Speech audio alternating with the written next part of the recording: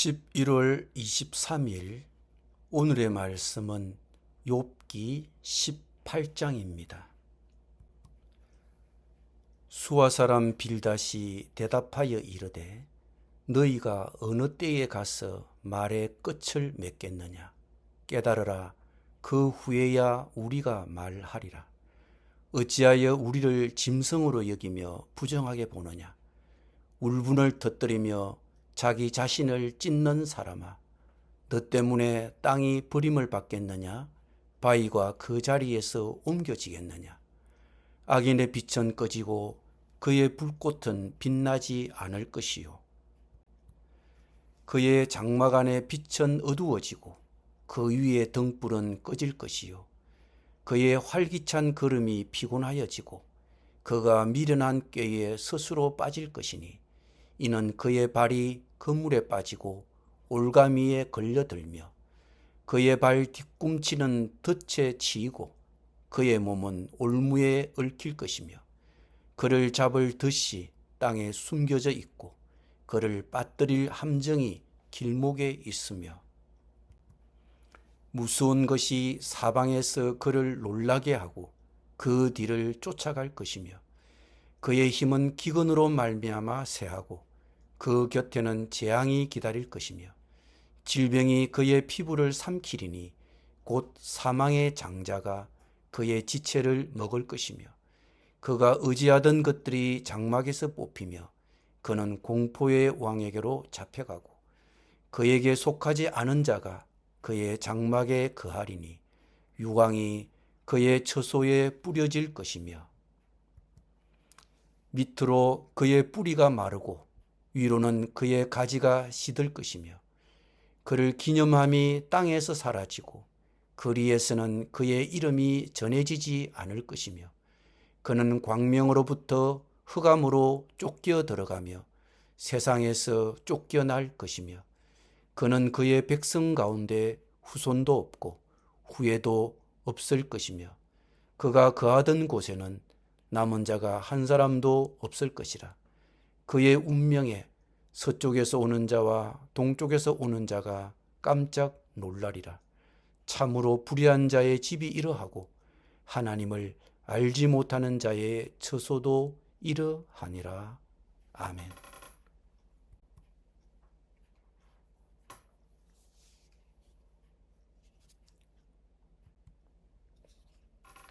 빌닷은 욥을 비난합니다. 친구들의 조언을 무시하고 모욕하고 있다고 욥을 꾸짖습니다. 그러면서 친구들의 말을 들으라고 다그칩니다. 앞선 연설에서 빌닷은 욥에게 전통의 지혜에 귀를 기울이라고 다그쳤습니다. 그런데 욥은 차라리 짐승에게 조언을 구하겠다며 거칠게 답했습니다. 그런 점에서 빌닷은 사실 욥에게 자네 눈에는 우리가 짐승으로 보이는가? 자네는 우리가 멍청하다고 생각하는가라고 묻고 있는 것입니다. 또한 빌닷은 세계가 예측 가능하고 질서정연하다고 보았습니다.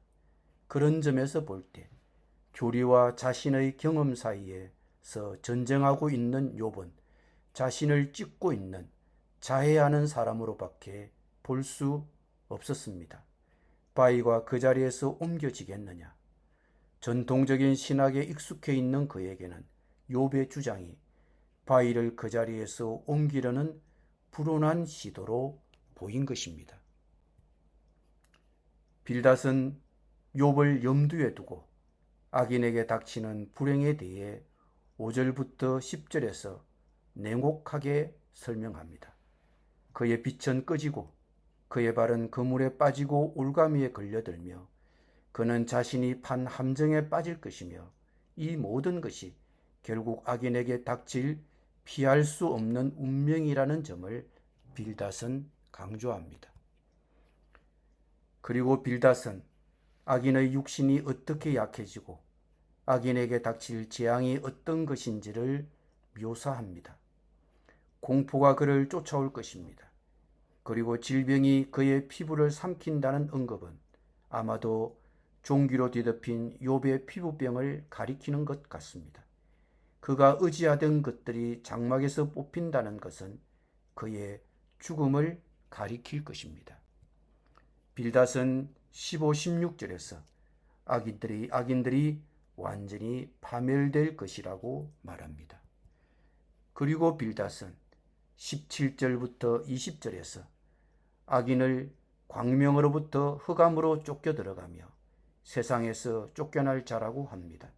그는 악인을 흑암에 있는 자, 빛에서 멀리 떠나 흑암의 세상에 쫓겨나고 자기 이름을 이어갈 자손이 없는 자라고 하면서 그를 기억하는 자가 없다고 합니다. 빌닷은 20절에서 사람들이 악인의 운명에 깜짝 놀랄 것이라고 합니다. 악인들이 그가 당할 무서운 최후를 인하여 서쪽에서 오는 자와 동쪽에서 오는 자가, 즉 어디서 오던 자이든 간에 사람들이 놀라게 될 것이라고 합니다.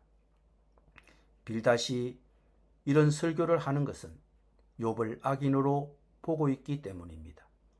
그는 욥이 이제 막다른 길에 이르렀다고 말합니다.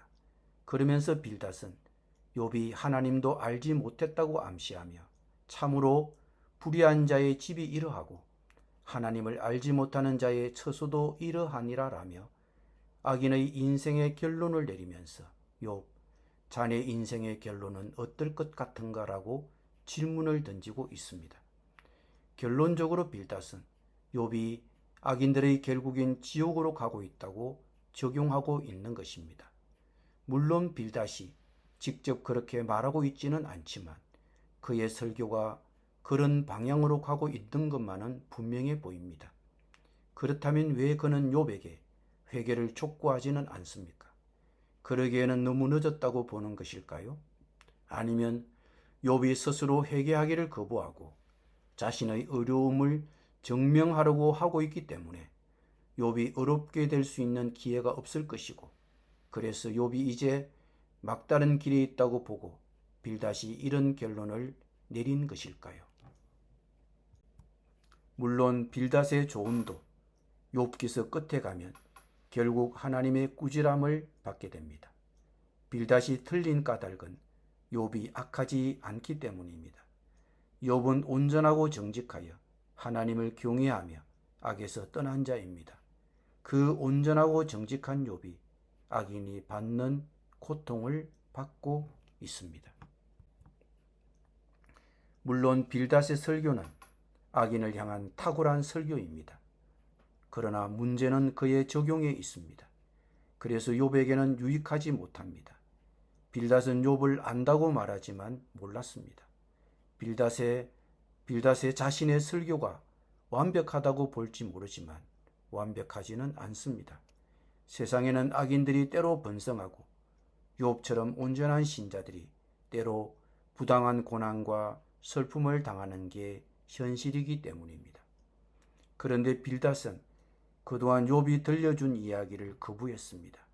자신이 아는 교리와 인생관과 맞지 않았기 때문입니다. 우리는 욥기의 이야기의 시작과 끝을 압니다. 그래서 빌닷을 비난하기 쉽습니다. 하지만 예측하게도 우리 역시 우리 생각이 위협을 받을 때 종종 같은 방식으로 행동합니다. 상대를 이해하려고 애쓰기보다는 진부한 대답을 내놓기가 쉽습니다. 무슨 얘기를 해줄까 하고 고민하기보다는 슬픔 중에 있는 이들에게는 관심과 지지를 전하는 것이 중요합니다. 기도드립니다. 주님, 우리의 인생관과 맞지 않다고 해서 상대를 쉽게 판단하거나 정죄하지 않도록 우리의 언어와 행동을 조심하게 하여 주옵소서.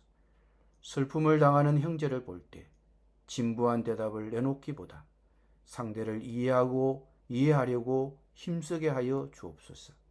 예수님의 이름으로 기도드립니다. 아멘.